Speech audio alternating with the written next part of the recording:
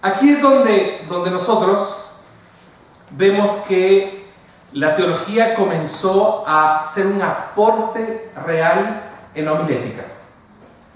Entonces no era solamente presentar los ejemplos y las ilustraciones y las enseñanzas bíblicas. Ahora era aprender a ver en el texto una interpretación que me ayudara a encajar todo. Porque no podemos ver la escritura como un conjunto de ideas, sino como una sola idea. Esa era la propuesta del histórico redentor. Y entonces decía, y la única idea, planteaba él esta postura, es Cristo. Otros decían, para aumentar un poco la curiosidad de ustedes, otros decían, no, y seguramente ustedes lo habrán escuchado, que el centro unificador o la línea conductora en la escritura es el amor de Dios. No es Cristo, es el amor de Dios, que es otra postura, otra forma de ver el Evangelio. Entonces, aquí es cómo yo veo el texto bíblico o las escrituras. ¿Es una compilación de muchas historias independientes o es una historia de la redención? ¿Cuál es el peligro aquí? El peligro es el molde cristológico. Y esas son palabras que me gustaría que usted lo anotara, porque son palabras que son parte de la discusión en Internet. Y digo Internet porque hay 4 libros, al menos 3 o 4 libros que están en español que hablan de esto, y nada más. Así que lo que usted va a encontrar tiene Clooney ahora, que no es George, que decirlo, está Clooney, que ahora Poema ha lanzado un libro que se llama El Misterio Revelado, parece, ¿sí?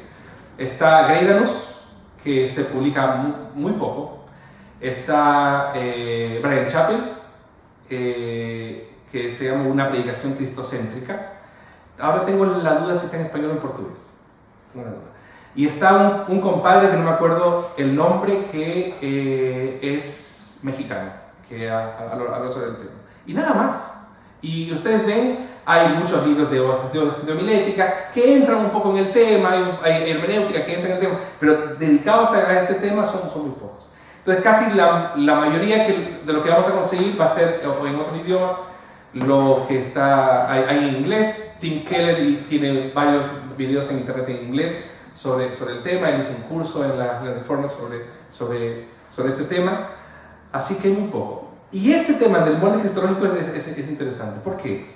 Porque no hay que sucumbir al peligro de intentar de manera fútil hacer encajar cualquier cosa y cada pasaje histórico en un molde cristológico. Que eso es un poco la idea de lo que decía de la cuerda carmesí. O sea, no podemos encajar, no podemos todo tornarlo jesucéntrico, crucéntrico, soteriocéntrico. Al final, también en la escritura, nosotros vemos historias que nos muestran varios aspectos del amor de Dios, varios aspectos de la obra de Dios, de los atributos de Dios, que ciertamente revelan a Cristo, pero no necesariamente está Cristo ahí. O sea, no podemos decir que en la cuerda de Rahab está Cristo ahí, pero sí hay un elemento macro en el que en la salvación de esos hombres y en la participación de Rahab vemos cómo Dios utiliza a su pueblo para participar en la historia de la redención que finalmente termina en Cristo. Por ahí va. Y otra cosa es que tenemos que ser también honestos con nuestra lectura bíblica. Cuando nosotros leemos el texto, yo no veo a Cristo. O sea, yo cuando leo las historias bíblicas de David, de Moisés, de Abraham, de Elías, de los profetas, yo no veo a Cristo. Yo le tengo que poner una hermenéutica ahí. Entonces, no puedes decirle a la persona que no vea a Cristo, pero ¿cómo no lo ves? Porque no se ve a Cristo. Si yo leo una historia como la de David y Goliat, que ahora está con la serie y todo eso, yo veo esa historia y yo veo una tremenda historia valórica. Pero tremenda historia, que nos puede ayudar incluso a salir adelante de nuestros problemas. Porque no puedo ver a Cristo ahí. Entonces yo tengo que tener una hermenéutica, tengo que tener una forma de interpretar el texto. Entonces, yo creo que este taller, más que homilética cristocéntrica, es dar luces interpretativas. Y es darte un marco teórico de interpretación. No sé si se entiende. Entonces, tú tienes que elegir bien cuál va a ser tu hermenéutica. ¿Cuál va a ser tu forma de interpretar la Biblia? Porque no lo vas a ver, sino. No lo vas a ver. Entonces, eso me parece importante, porque si no vas a caer. Y lo otro, que si nosotros reducimos nuestra hermenéutica a solo Cristo, nosotros podemos cometer dos errores. Uno es el que les relaté, sucumbir en esta idea fútil de ver todo cruz, todo Cristo, todo Jesucéntrico. Y el otro error es crear una sexta sola, la sola interpretatio, donde pensamos de que solamente nosotros tenemos la única interpretación válida y verdadera. Eso también es peligroso, porque nosotros tenemos que tenemos que decidir nuestra hermenéutica y aceptar que en el conjunto del pueblo evangélico, y digo reformado también, existen varios tipos de interpretaciones. En lo que estamos todos de acuerdo son los dogmas. Cristo, Hijo de Dios, y Dios. Estamos de acuerdo en que Cristo murió, resucitó, estamos de acuerdo en la Trinidad, eso no se toca. Eso todo, interpretación que tú le pongas, eso va a ser. El tema es lo otro. El tema es cómo yo voy viendo el texto bíblico. Muy bien, entonces, nosotros vamos a colocar un marco.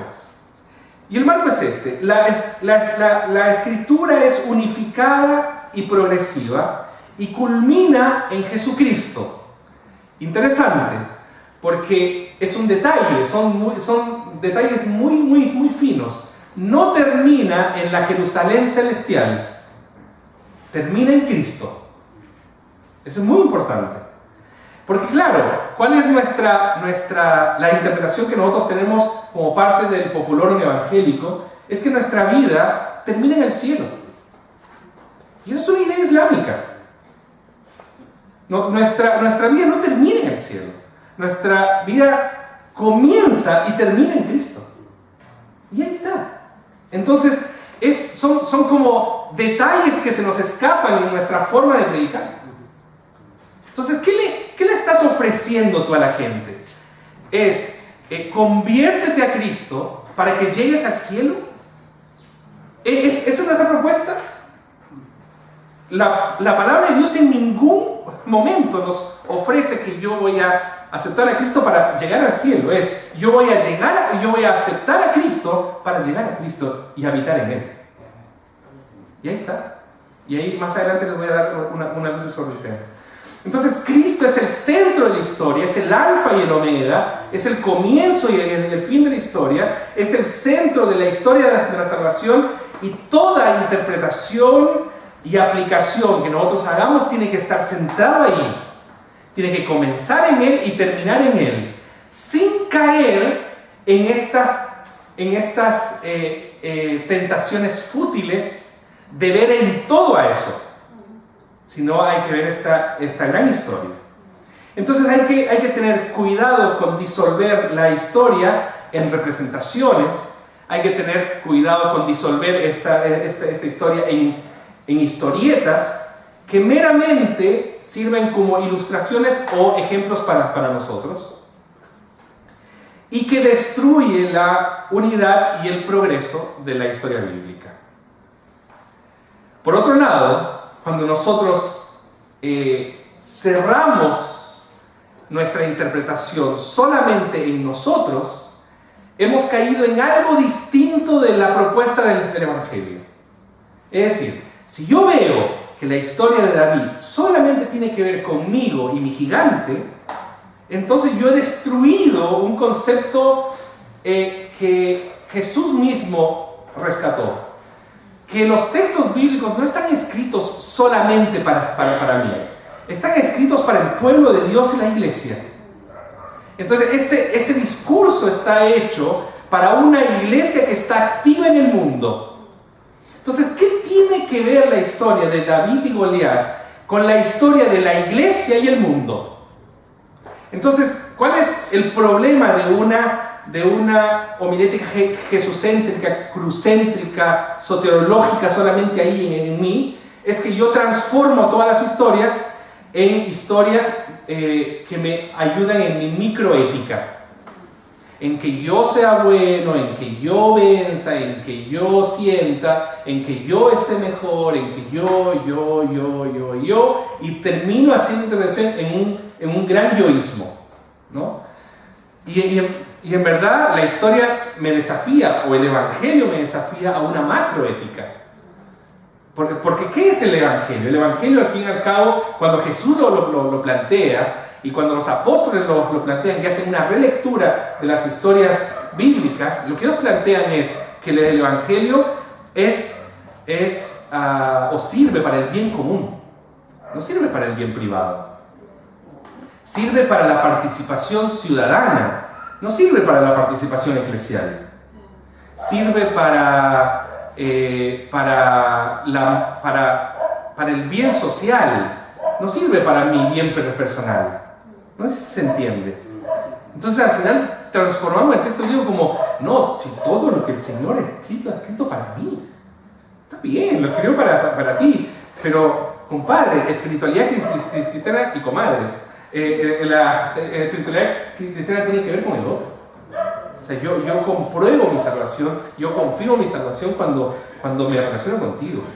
De hecho, yo no soy salvo, yo te necesito a ti para ser salvo. Porque yo necesito comprobar mi fe contigo. Entonces, creo que ahí sacamos este tema de convertir o minimizar o reducir el texto solamente pensando en cuestiones microéticas. Entonces la escritura es unificada y progresiva, culminando en Jesucristo. Por otro lado, yo aquí también estoy...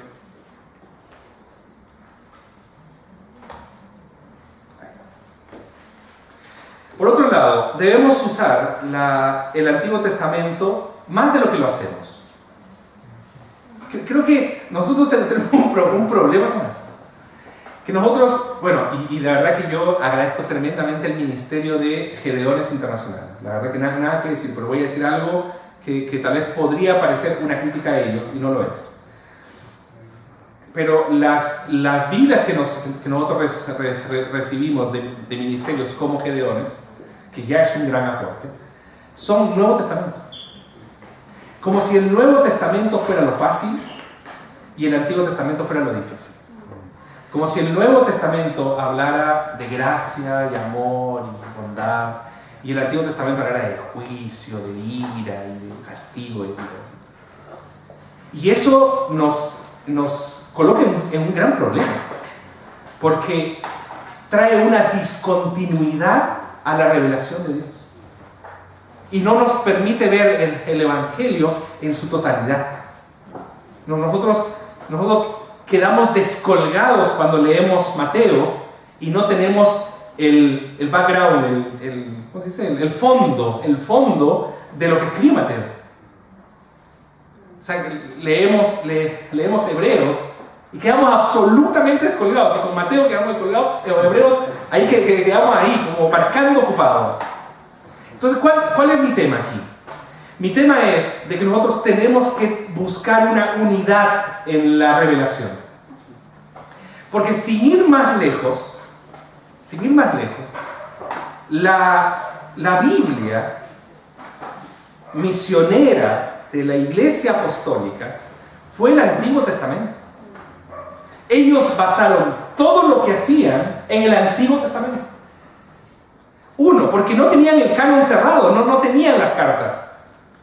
no tenían los evangelios, tenían partes, y ellos no consideraban a esas partes, esas cartas, como canónicas, como nosotros. Eran cartas nomás. Entonces cuando el apóstol Pablo en Timoteo le dice, toda escritura es inspirada por Dios, ¿en qué estaba pensando? Estaba pensando en el Antiguo Testamento, no estaba pensando en las cartas, en sus cartas. Por eso mis cartas son... No, él estaba pensando en el Antiguo Testamento. Entonces la Biblia misionera, el centro donde sacaban toda la información para hacer lo que tenían que hacer, era del Antiguo Testamento. Es muy interesante eso. Entonces nosotros vemos el uso del Antiguo Testamento de una manera increíble. Jesús en la sinagoga de Nazaret, Lucas 4, el Espíritu de Dios está sobre mí. ¿Se acuerdan de ese texto? Bueno, uso de los profetas. Pedro en el Pentecostés, Hechos 2. ¿Qué mejor predicación del Antiguo Testamento que Hechos 2? O sea, nos baila el apóstol Pedro. Y el apóstol Pedro, pescador. Interesante, porque algunas veces menospreciamos. No, es que Pedro era ignorante y Lucas era bacán.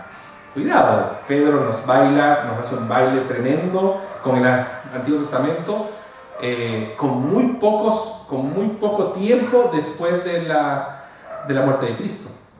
Entonces era una persona que conocía el Antiguo Testamento y tal vez mucho mejor, de hecho, mucho mejor que cualquiera de nosotros. Pablo en las sinagogas de Asia Menor y Grecia durante el tiempo en el que el testimonio apostólico sobre Cristo se estaba registrando recién, ¿qué es lo que hacían ellos? Ellos tomaban el Antiguo Testamento como la escritura de la cual la iglesia predicaba a Cristo. Es decir, ¿cómo ellos predicaban a Cristo? Utilizando el Antiguo Testamento. ¿Ya? ¿En qué momento nos hemos perdido nosotros? O sea, ¿en qué momento nosotros hemos pensado de que lo que mejor relata a Cristo es el Nuevo Testamento? El Nuevo Testamento se suma a mostrar a Cristo en toda la revelación. Entonces, es complicado, porque nosotros, ¿hace cuánto que no escuchamos un mensaje, una serie de mensajes? Esta serie de mensajes estamos acostumbrados, ¿no? A la serie de mensajes fantástica y todo eso. En números. Si nosotros tenemos una convicción evangélica y decimos, toda escritura es útil y es inspirada por Dios, bueno, anda a predicar en números entonces, en Sofonías, en Nahum, en Abdías. Estamos todos locos, de verdad. Estamos predicando en Santiago. Yo estoy predicando en Santiago ahora. Estamos predicando en Santiago. ¿Sí? Y eso, pero un paréntesis, lo puedes editar después. Yo hace como 2 años que no hacía una serie en mi iglesia. Y volví otra vez no volví. Finalmente me quedé en Valparaíso como pastor tiempo completo y decidí, como iba a volver a predicar más, decidí hacer una serie de mensajes largos. Y elegí Santiago porque pensé, vamos a comenzar por algo fácil. Dije, Santiago es fácil, decía. Entonces vamos a empezar con algo fácil, práctico, porque Santiago ya viene, no sé si ustedes han leído Santiago, pero Santiago ya viene ilustrado y aplicado. Entonces uno dice, ¿qué es lo que puedo sumar aquí? Es solamente decir lo que está ahí nomás. Bueno, ahí me di cuenta que es muy difícil Santiago, porque Santiago no es muy explícito en su mensaje cristocéntrico. Entonces puede tornarse también un mensaje valórico. Ha sido muy, muy interesante para mi experiencia. Vuelvo al tema. A veces pensamos de que porque predicamos en el Nuevo Testamento estamos predicando a Cristo. No necesariamente. Entonces, ¿cuál es el desafío? Es tomar todo y darle el mismo valor. yo le doy el valor a Juan 3:16, como tengo que darle el mismo valor a un texto de Levítico. Es el mismo valor. No hay textos más importantes o menos importantes en la Escritura. Solo más conocidos o menos conocidos. Entonces, hagamos conocida la Escritura. Esa es nuestra labor, hacer conocida la Escritura. Muchos textos de Santiago que me lo pasaba de largo, la verdad que no me acordaba, no recordaba que Santiago decía que la lengua era un mundo de maldad. No recordaba eso. Y que la lengua era la personificación del diablo. Yo no lo recordaba eso. Siempre era como no digas garabato, no cabinés. Pero Santiago se mete ahí en donde las papas queman. Muy bien. Vamos. Entonces, ¿cuál es la llave aquí? Es que nosotros tenemos que tener presuposiciones básicas de la interpretación cristocéntrica. Y para allá voy. La verdad que tengo que ver aquí. Perdón, me salté una. Jesús en Emaús, cuando camina con ellos, ¿qué es lo que les hace? Le dice, ustedes son insensatos. O sea, yo creo que fue un insulto, porque insensato en un contexto, suena lindo incluso el insulto. Eres un insensato, gracias. Pero insensato eres un... ¿Cierto? Eres un tonto, o sea, no la ves. ¿Cómo no la ven? Eso es lo que estaba diciendo Jesús. O sea, son insensatos y tardíos de corazón. Retardados le estaba diciendo. Tremendo, o sea, no era Jesús. Claro, porque uno se imagina a Jesús insensato y tardos de corazón. No la ven, son retardados. Era muy interesante Jesús, su relación con los discípulos era muy personal, esta relación muy de acá. Me gusta pensar en eso. Y Jesús dice que paseaba desde Moisés, dice, hasta los profetas, lo que las profetas decían acerca de él. Tremendo. Entonces ahí Jesús dándonos una lección de cómo usar el Antiguo Testamento. Muy bien.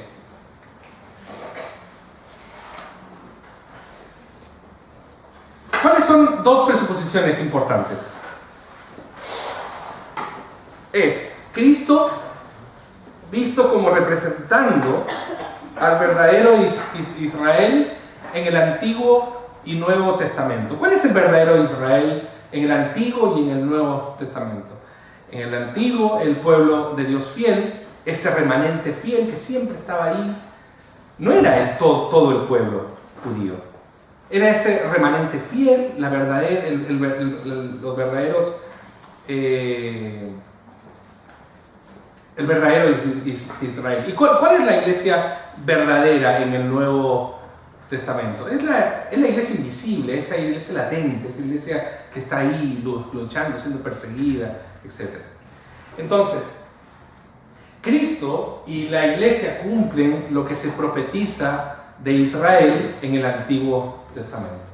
Entonces, todo lo que se profetiza no necesariamente recae en Cristo, también recae en la iglesia. Entonces nosotros tenemos estas dos presuposiciones. Cristo es visto como representando al verdadero Israel en el Antiguo Testamento, y la iglesia y Cristo son aquellos a que las profecías se refieren.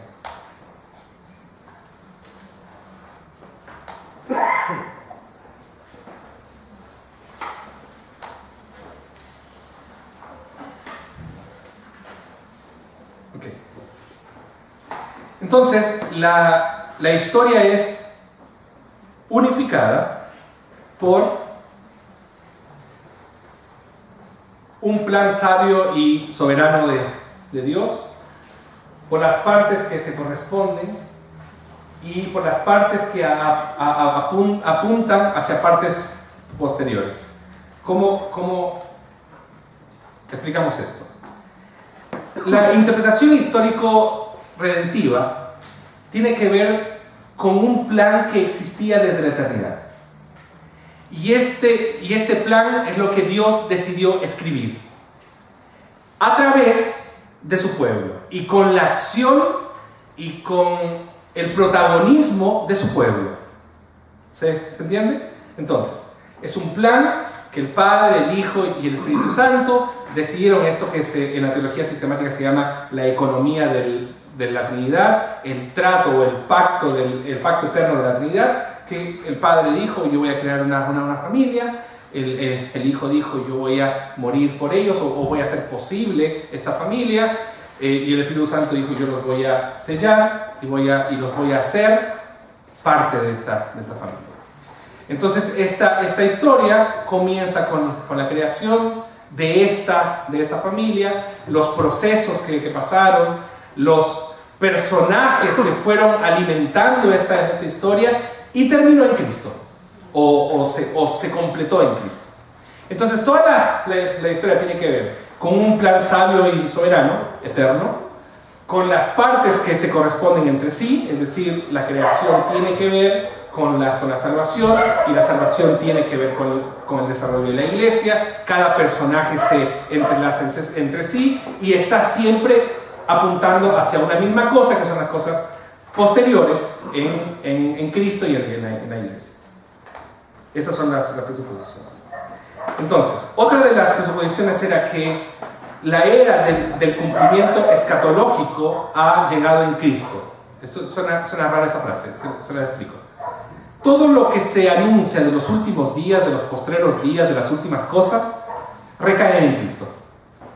Y nosotros creemos de que las últimas cosas y las postreras cosas no tienen que ver con algo que todavía tenemos que esperar, sino que son cosas que nosotros ya estamos experimentando, porque la historia después de la historia es después de que vino Cristo. Esa es la historia después de la historia. Entonces hay un antes y un después, pero no hay un después de Cristo. ¿Se entiende, no? Entonces es un antes de Cristo, hay un después de Cristo, pero no hay un después de Cristo. En este sentido, entonces, eso no está. Entonces no existe otra promesa fuera y después de Cristo. Como yo les decía al principio, no existe esta idea de que nuestro premio por creer en Cristo es el cielo.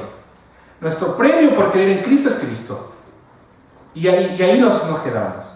Entonces, pastor, ¿cómo interpreta entonces ese texto que dice que Jesús va a ir a preparar morada en el cielo?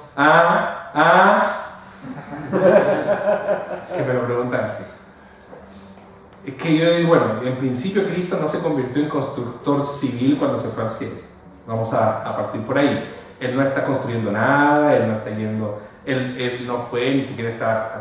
Porque uno dice, y parece que el Señor con esta buena acción te preparó el jardín. No, si tienes 10 evangelizados, entonces el Señor te va a hacer 10 pisos. Pero yo lo he escuchado. Usted lo ha escuchado. Bueno, y lo de las coronitas y lo de las perlas en la corona es tremendo. Está bien. Alimenta nuestro ego. Nada más. Pero si ustedes se fijan en el texto de Juan 14, dice, yo voy a ir a preparar morada en el cielo, y hay una parte que como que pocos se enganchan con esa parte del texto. Dice, y los traeré a mí mismo. Dice el versículo 2 o 3. Y los traeré a mí mismo, porque yo soy el camino, soy la verdad y la vida. ¿Cuál es la idea en el texto? Que Él es la morada de Dios. Él es la morada de Dios. ¿Qué estás esperando tú? ¿Una casa en el cielo? O sea, ¿qué mejor regalo que estar habitado en Cristo? ¿Estás loco para pensar? No, gracias por esa habitación, pero yo voy a ir a mi morada en el cielo. Estamos todos locos si nosotros esperamos eso. La mejor habitación es Cristo. Él es mi adoración, Él es mi habitación. No hay nada más que Cristo. Después de Cristo no hay nada. No sigas esperando porque no hay nada. O sea, si Cristo no es suficiente y no te satisface aquí y ahora, no sé qué te puede satisfacer. Eso no es cristianismo. Entonces, el texto, cuando apunta escatológicamente a Cristo. Apunta en las últimas cosas a Cristo. Y la iglesia va a pasar todas estas cosas porque está siendo perfeccionada y está siendo afinada para llegar a ser una buena habitación para Cristo. Porque sin santidad nadie verá a Dios y nadie puede habitar con Dios. Entonces, por eso estamos en el proceso de santificación, no para ser angelitos, sino para justamente ser renovados completamente en nuestra vida, en nuestra nueva creación, para habitar con la verdadera creación. Es interesante eso. En este sentido, entonces, el enfoque básico aquí tiene que ver con esta interpretación no retentiva, es redentiva, histórica, y la interpretación en esta interpretación cristocéntrica. Estamos todavía en el tiempo, ¿cierto? Voy hasta como 11:15 más o menos. 11:15. Bien. 11:30. Le damos nada más. Muy bien. Antes. Vamos a revisar ahora dos formas de encarar el texto. ¿Sí? Y se los voy a ir diciendo. Una es en su propio contexto histórico gramatical. La gran mayoría de las iglesias bíblicas tienen esta forma. Bíblicas fue muy no, las iglesias cristianas, algunas de ellas, la mayoría, espero yo, tiene esta forma de hacer exégesis, que es la histórico-gramatical.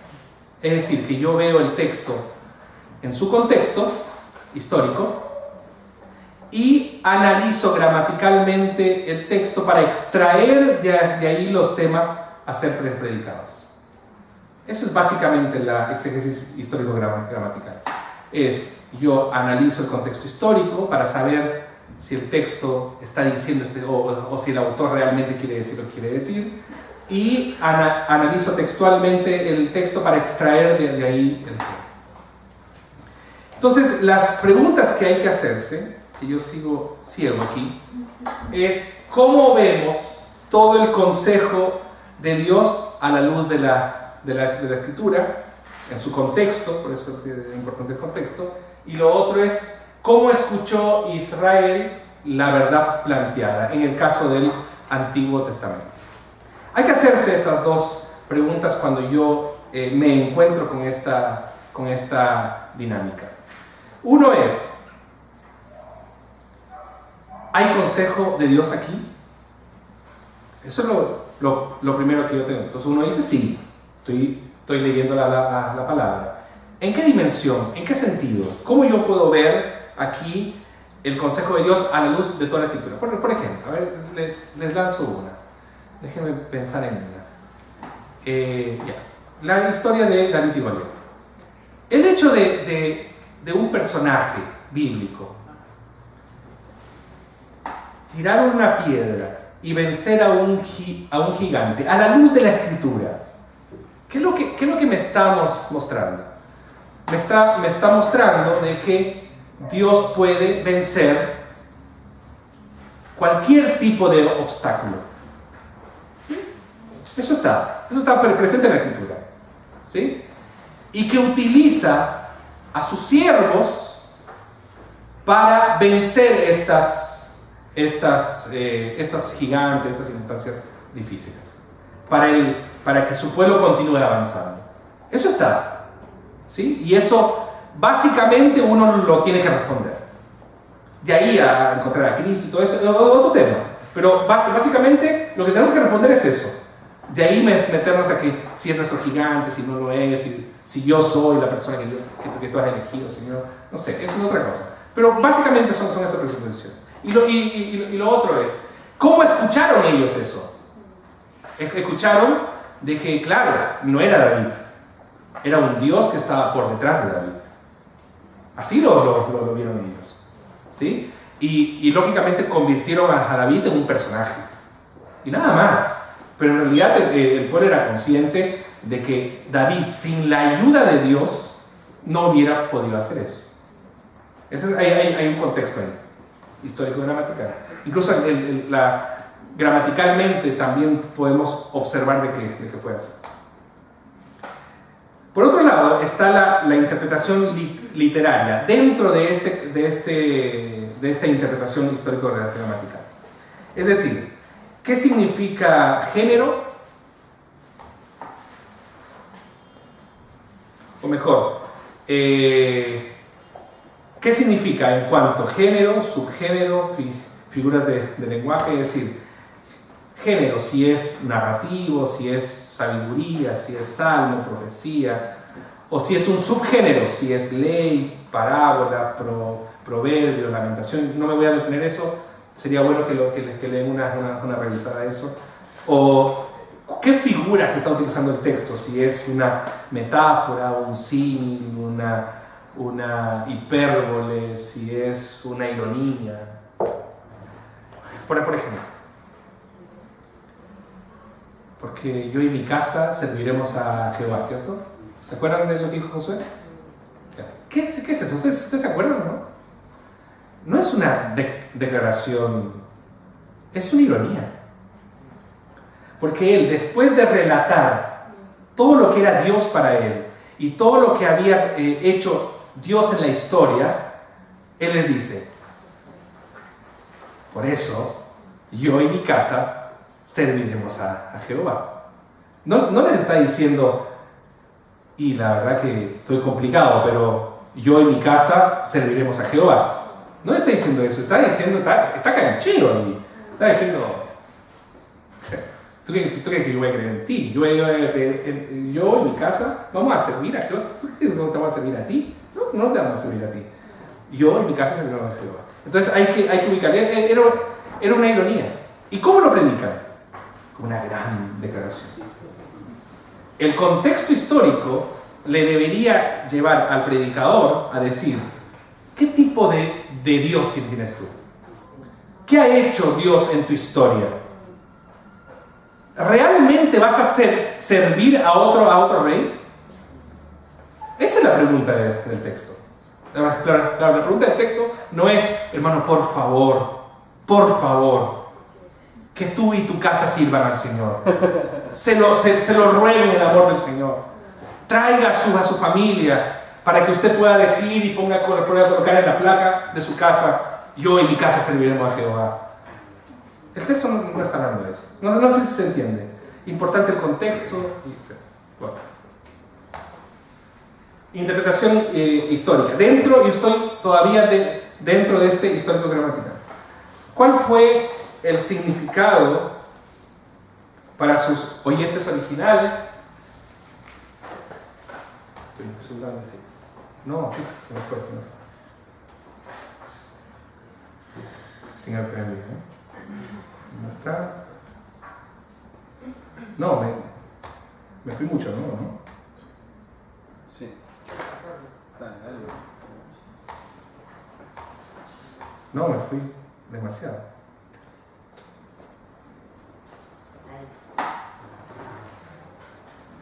No, más.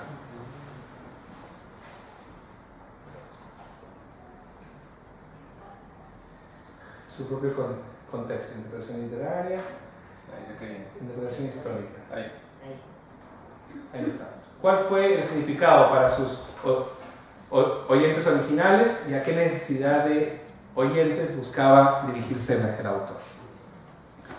Hay que ubicarse también, por ejemplo,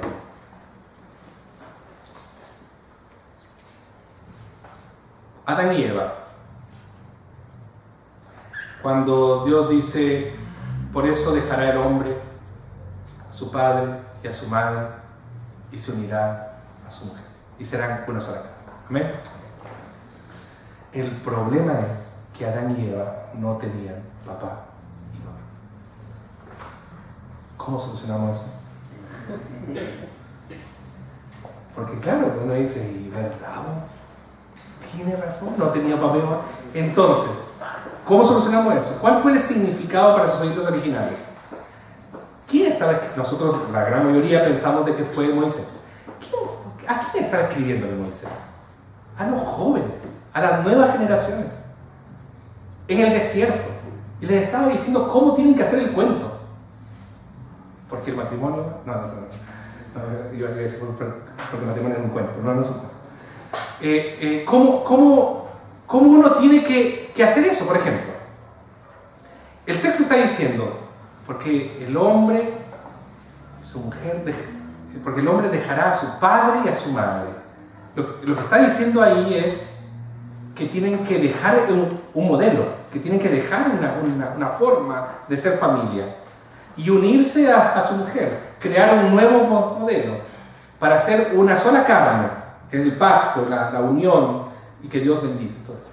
Entonces tiene una lógica para los oyentes, pero si se lo hubiera dicho a Adán y Eva, Adán y Eva decía, bueno, parece que te perdiste un poquito porque no tenemos papá ni mamá. ¿Se entiende, no?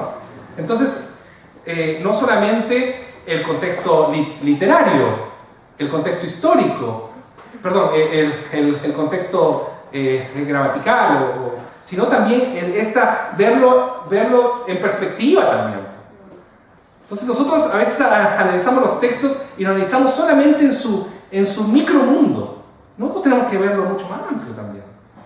Estos ejercicios me ayudan a ver a Cristo. Porque yo comienzo a hacer ejercicios con el texto y comienzo a ver en lo que la teología llama de analogía de la fe. Yo un texto lo voy comparando con otros textos para ver qué es lo que otros textos dicen con respecto a ese texto. Y cuando entiendo un poco lo que Moisés estaba viviendo con las nuevas generaciones en el desierto, entiendo por qué él escribió la creación como lo escribió.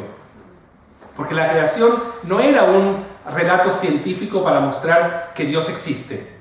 Por eso la discusión del creacionismo con el evolucionismo basada en Génesis es un absurdo. Porque el texto no estaba buscando comprobar la existencia de Dios, ni comprobar que Dios era el creador con Génesis y Apocalipsis. Estaba mostrando, dando por hecho de que ellos creían en Dios, dando por hecho cómo fue el proceso.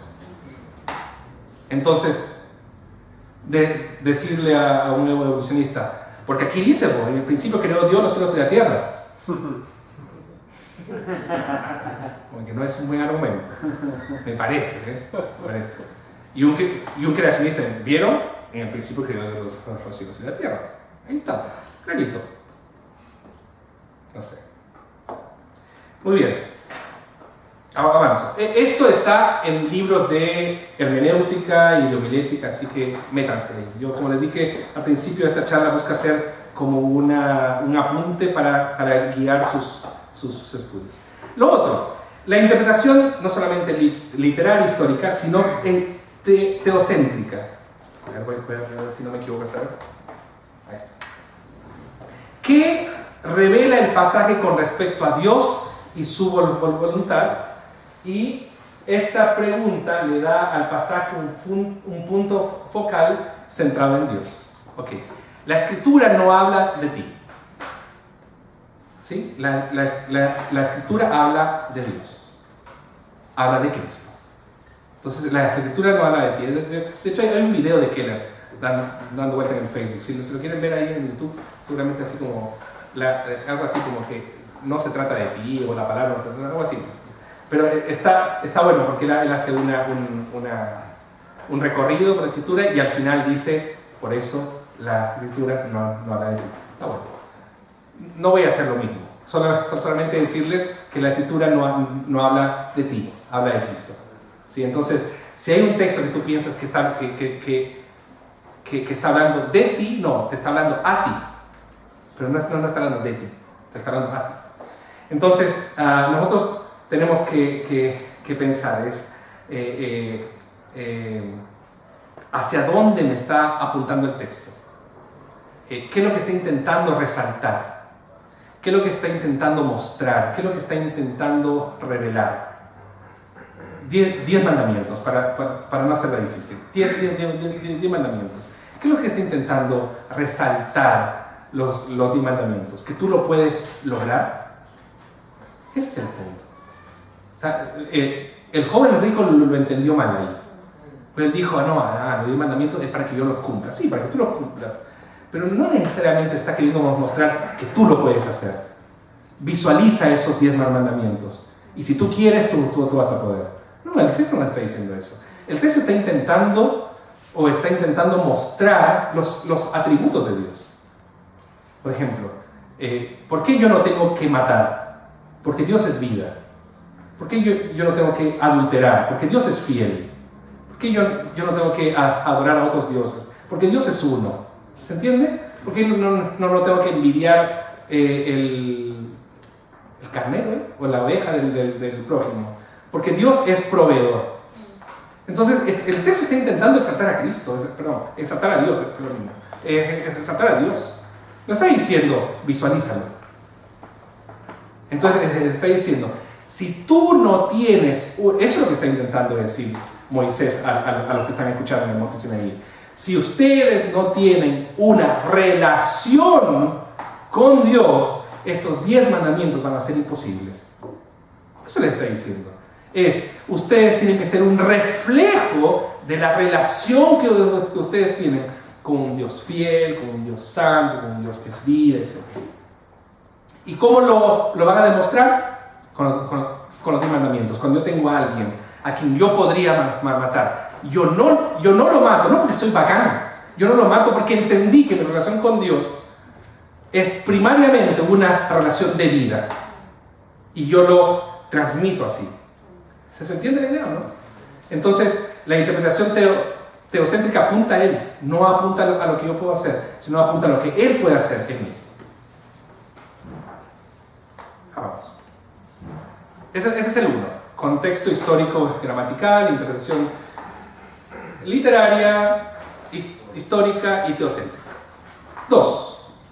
En los contextos del canon y de la historia redentiva.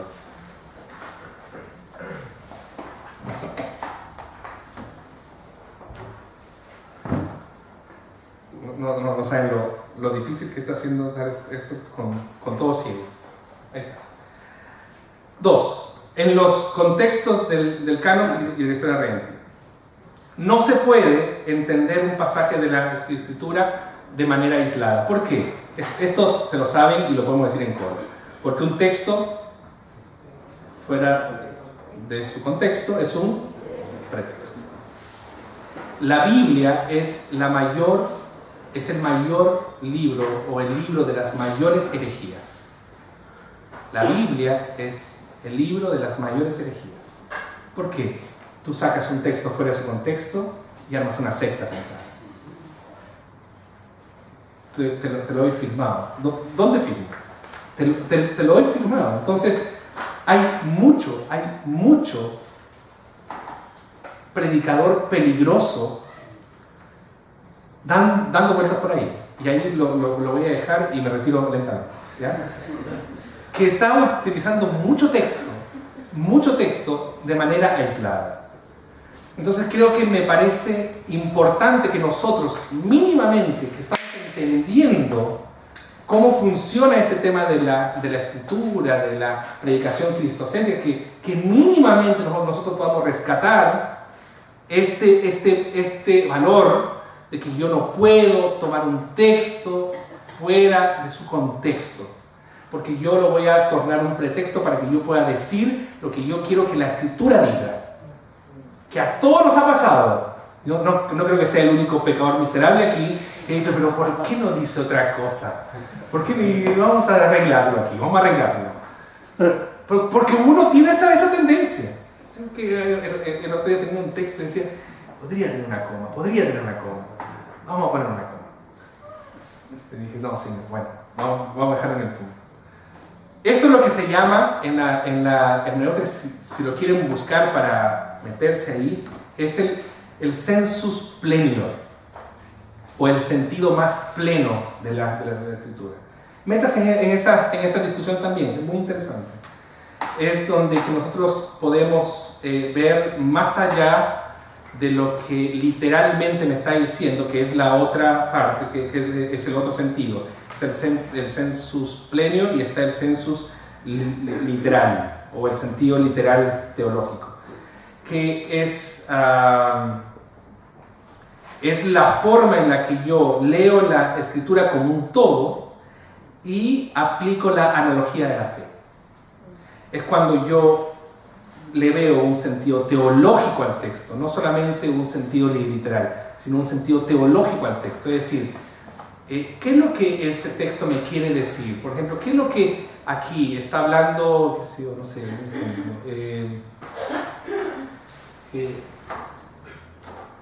no sé, mundo, carne, reino de Dios? ¿Cómo es utilizado esta palabra en otros contextos de la Biblia? ¿Cómo yo veo el uso de este término, de esta frase, a la luz de toda la Escritura? Eso es analogía de la fe. Como yo voy comparando con toda la Escritura, ¿qué es lo que yo estoy estudiando? ¿De qué me sirve eso?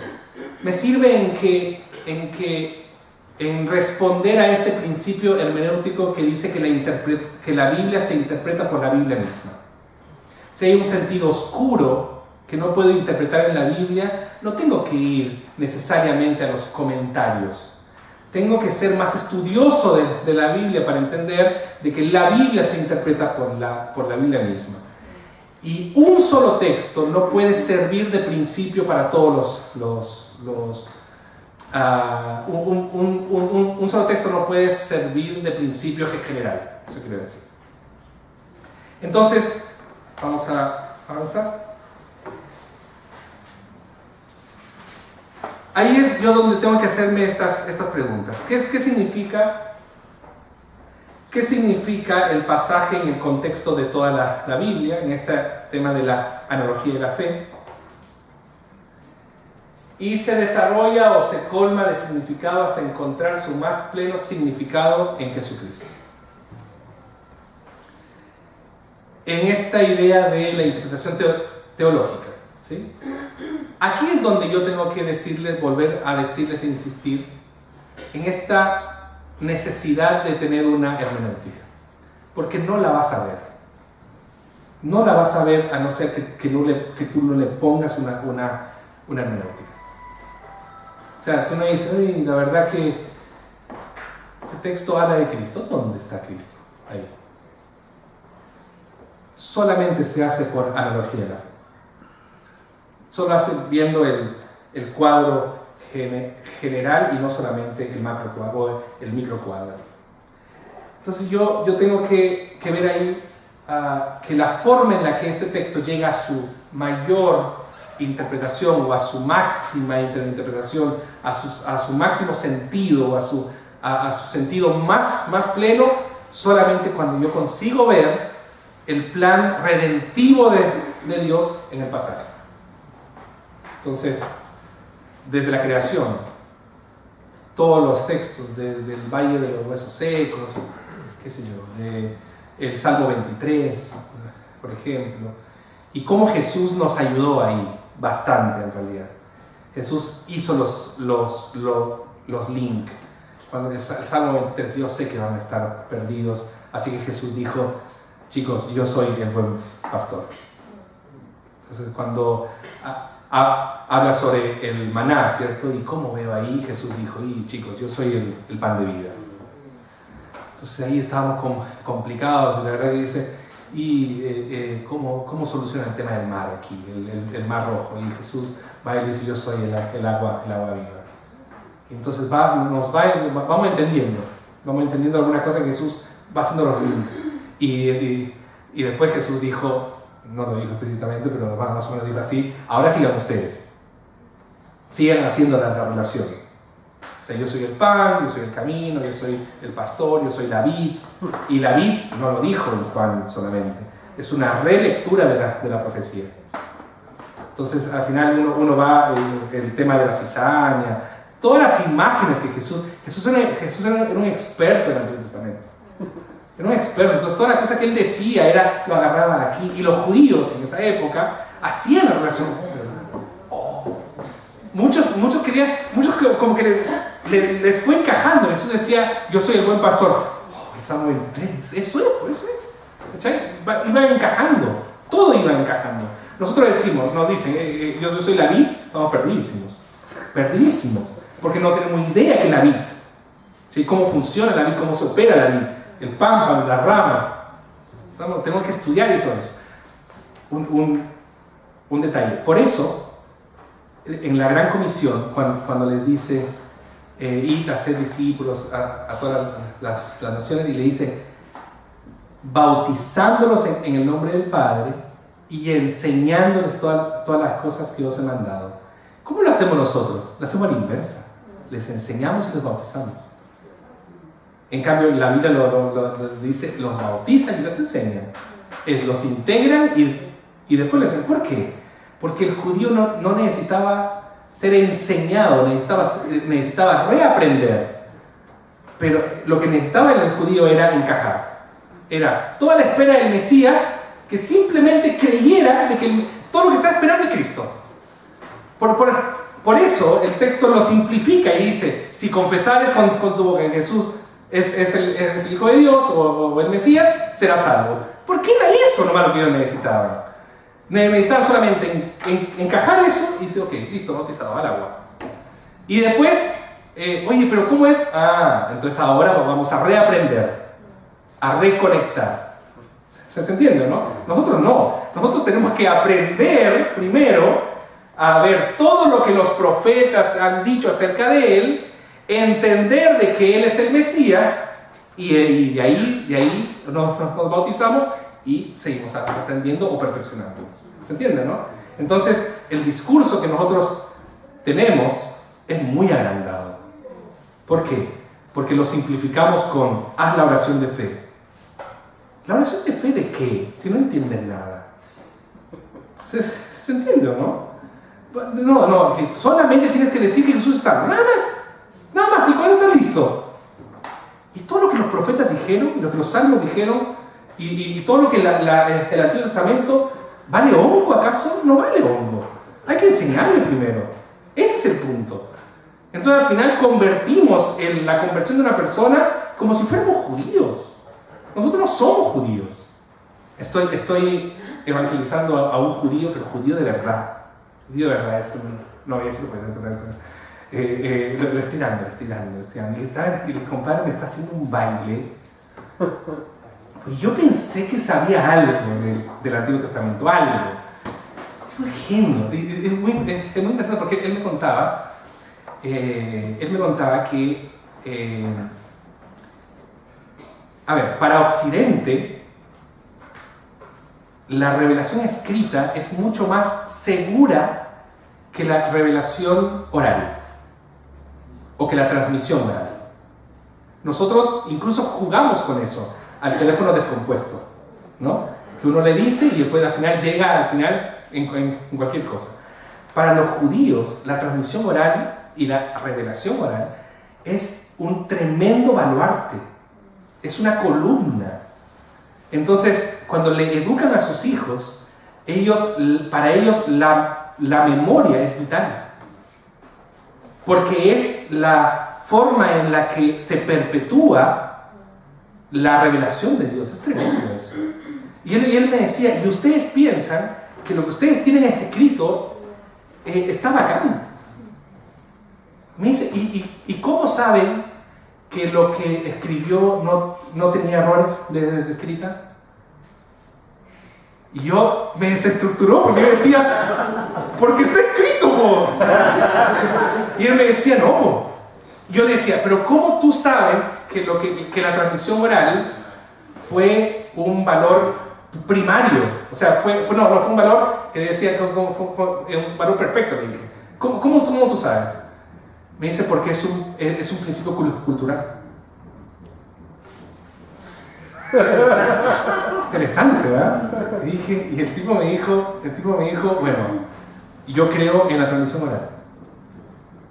Por eso me cuesta tremendamente creer en las cartas. Qué pañales para evangelizar a judíos. Entonces al final yo dije, claro, esto es. Nosotros tenemos que aprender un poco la cultura judía para enganchar ahí donde nosotros podemos. Y es así, si él logra captar que Cristo es el Mesías, lo bautizo al siguiente día. Ya está. Porque encajó todo. Es muy interesante eso. Bueno. No sé dónde está. Ya. Esto solo tiene una pregunta. ¿Cómo es que el contexto redentivo histórico, desde la creación hasta la nueva creación, sirve como marco informativo del significado contemporáneo de ese texto? Una pregunta más difícil. ¿Cuál fue el significado intencionado del autor humano para sus oyentes originales? Y cómo esto, en el marco completo, desde la creación hasta la nueva creación, apunta a Cristo. O sea, cómo es que el contexto, este contexto histórico redentivo, de la historia de la redención, sirve como marco informativo para mi texto. Es decir, ¿qué es lo que está haciendo Dios en la historia? ¿Qué es lo que está haciendo Dios ahora en la historia? Dios continúa escribiendo la historia de la redención en nuestra ciudad. Entonces, la historia de la redención de la Escritura es reinterpretada a la luz de la Escritura, pero es reinterpretada para nuestra ciudad, para nuestro país. Yo puedo decir, por ejemplo, que nosotros somos una iglesia contracultural, como el Nuevo Testamento, cuando yo entiendo de que nosotros no estamos arreglados o coludidos con el sistema actual. ¿Sí? Entonces, ¿por qué el mensaje de la prosperidad, por ejemplo, es un mensaje que no es contracultural? Porque se acomodó al sistema. ¿Se entiende, no? Entonces, el Evangelio, por naturaleza, tiene que ser contracultural. Si te acomodaste, entonces no vas a ser perseguido. Y una iglesia que no es perseguida, no solamente en cuestiones de cárcel y no eso, sino perseguida en el mundo de las ideas también. Si una iglesia no es perseguida es porque se acomodó. Se acomodó. Entonces, ¿cómo a lo largo de toda la Escritura vemos a un pueblo de Dios contestatario? Moisés con el faraón, los profetas con Babilonia, Jesús con Roma, los apóstoles. Entonces, tú ves toda la Escritura y ves toda la Escritura siempre contestatario. ¿Cuál es el mensaje lógico para nuestra ciudad o para nuestra cultura? Es en qué puntos tenemos en común y qué puntos tenemos que claramente rayar la cancha. Si no lo hacemos, estamos flaqueando en esta interpretación redentiva o histórica. ¿Sí? O solamente histórica. Eso, lo dejamos ahí hasta que Cristo venga. No, hasta que volvamos del break, ¿no? Y yo voy a arreglar esta cuestión para no estar así.